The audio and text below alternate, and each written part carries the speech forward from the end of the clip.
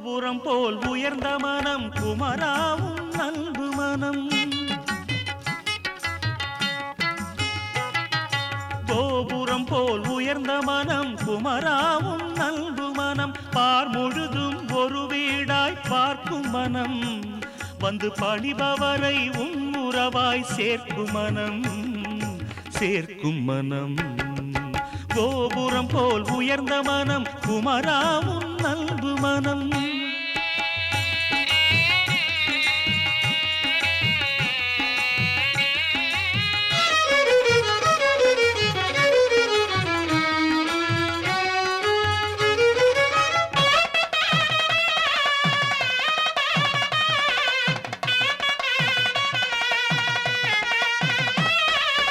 விண்வெளி போல் பரந்த மனம் வேலாவும் சிறந்த மனம்.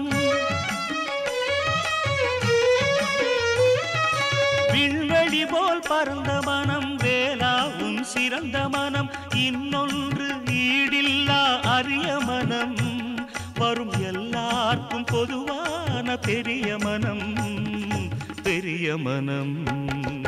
கோபுரம் போல் உயர்ந்த மனம் குமராவும் அன்பு மனம்.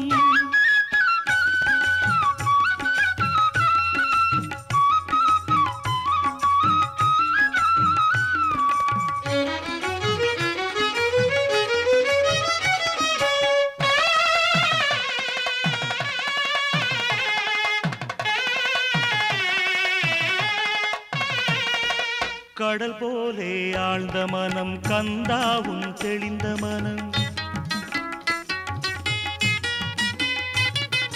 கடல் போலே ஆழ்ந்த மனம் கந்தாவும் தெளிந்த மனம். அடியார்கள் உடன் பழகும் பிள்ளை மனம்.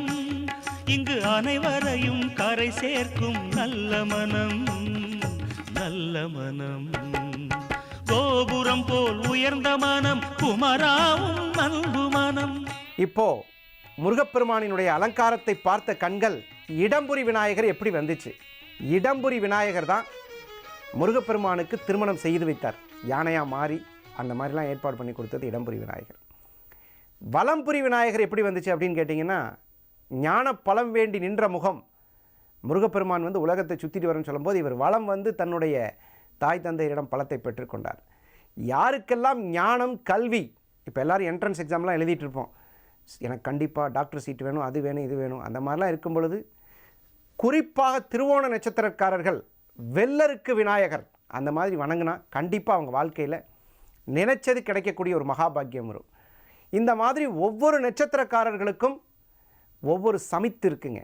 அந்த சமித்துக்குரிய விநாயகர், அந்த விநாயகரை வழிபட்டால் வெற்றி நிச்சயம் என்ற நல்ல செய்தியை சொல்லி, இன்று சங்கடகர சதுர்த்தி அன்று அருள் சுரக்கும் சுந்தர கணபதி இந்த ரெங்கையா சித்தர்கிட்ட அடிக்கடி சுப்பிரமணிய சித்தர் பேசிக்கொள்வது வழக்கம். அப்படி அந்த சிஷியர்னால் எல்லா விஷயங்களும் பேசிக்கிறாங்க.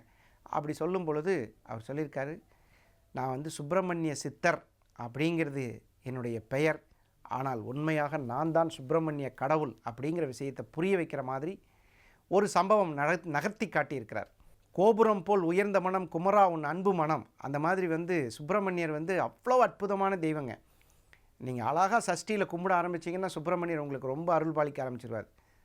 எப்பயுமே சஷ்டி அன்னைக்கு வீட்டுக்கு முன்னாடி மாவிலையெல்லாம் கட்டி இறைவனை வணங்கணுன்னா கண்டிப்பாக அந்த வீட்டில் வந்து சுப்பிரமணியருடைய அனுகிரகம் கிடைக்கும். அந்த மாதிரி இந்த வையூர் என்ற இடத்துல ரெங்கையா அவரை வந்து சிவபெருமானா லிங்கமாக வச்சு வழிபடுறாங்க. அதுக்கு நடக்கக்கூடிய ஒரு அற்புதமான அபிஷேகம்.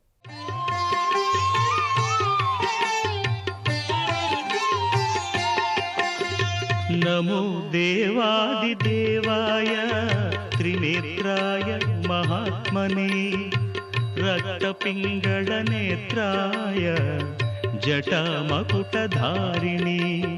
நமோ தேவாதி தேவாய திரிநேத்ராய மகாத்மனே ரக்த பிங்கள நேத்ராய ஜடாமகுடதாரிணி.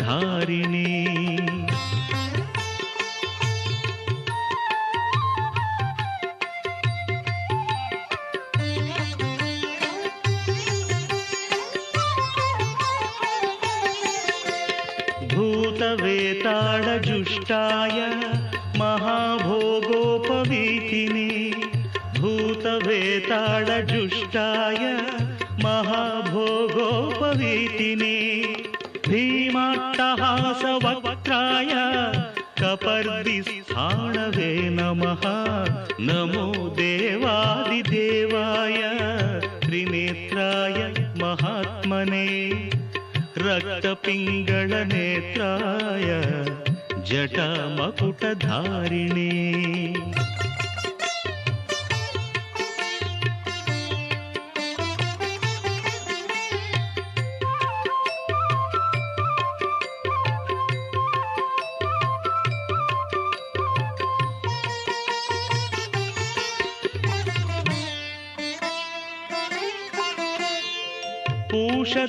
पूषदन्तविनाशाय भगनेत्रहणे नमः भविष्यद्वृषचिह्नाय महाभूतपते नमः भविष्यत्त्रिपुरान्ताय तथान्धकविनाशिने कैलासवरवासाय